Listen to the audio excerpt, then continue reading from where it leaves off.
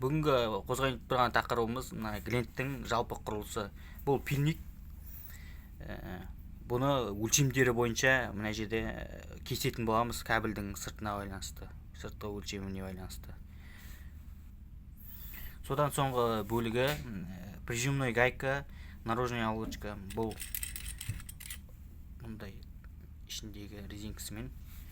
Сосын бұл бөлігін прижимной гайка со штопором деп айтады.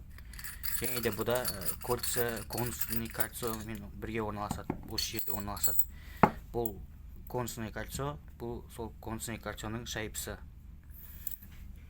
Содан кейінгі бөлшегі бұны бұл соединительный гайка. Содан соң бұл полимерный ставка. Бұл бөлігі. Содан кейін уплотнительный шайба. Бұл.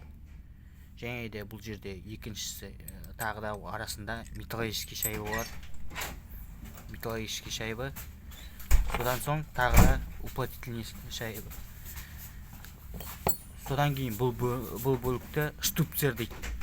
Штуцер негізгі бұл дейтін жебеге неге салынатын бөлігі. Бұл жалпы былай орналасады.